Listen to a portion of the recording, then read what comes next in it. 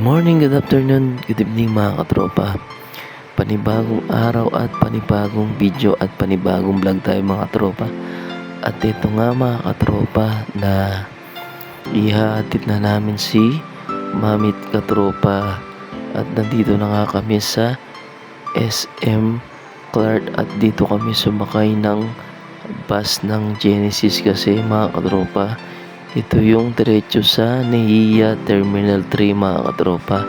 At ito syempre nakakalungkot mga katropa, lalo na maghihiwalay na naman kami ni Mami Katropa at ilang taon na naman kaming hindi magsasama ni Mami Katropa dahil syempre sa pangarap namin talagang ganito mga katropa, kailangan talaga magtiyaga-tiyaga muna tayo at kahit malungkot mga katropa, titiisin namin para sa aming mga pamilya at para makapagtapos sila ng pag-aaral mga katropa.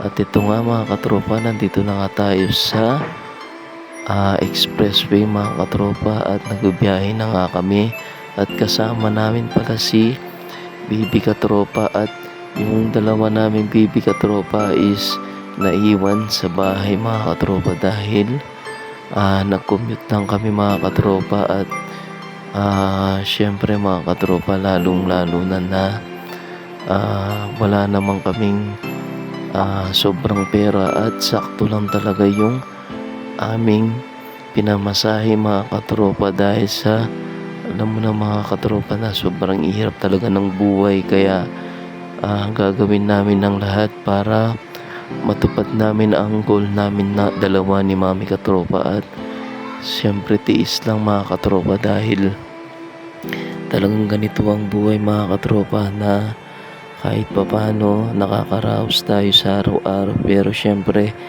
meron rin tayong pangarap mga katropa para sa ating mga anak at kailangan rin natin silang mapagtapos mga katropa. At ito nga mga katropa, bago kami papasok sa Terminal 3 mga katropa, kumain muna kami mga katropa.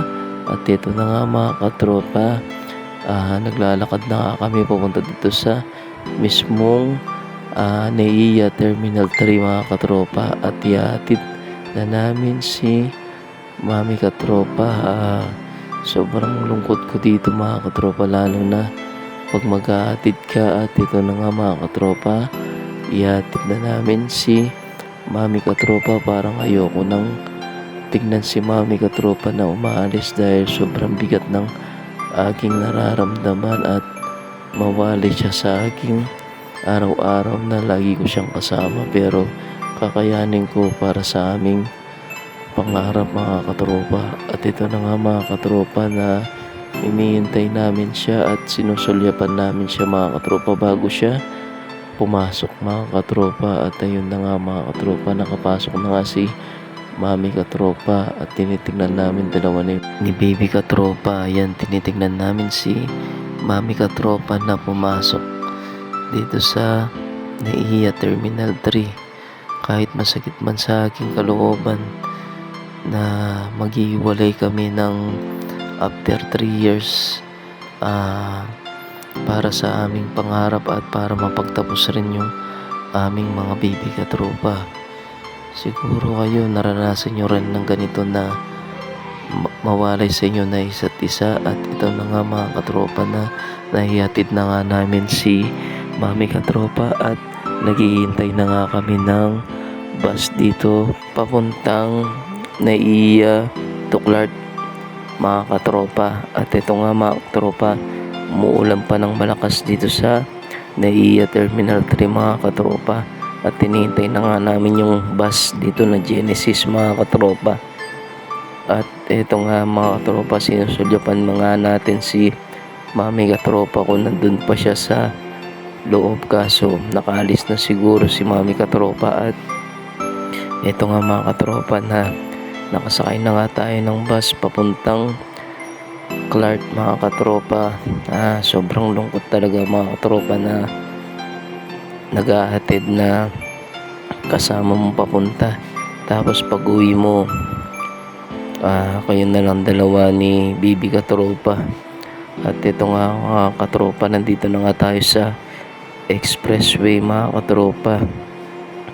Dito naman katropa sa expressway wala naman masyadong ulan dito mga katropa. Kaya kayo mga katropa, magpursige kayo mga katropa, lalong lalo na sa hirap ng buhay ngayon.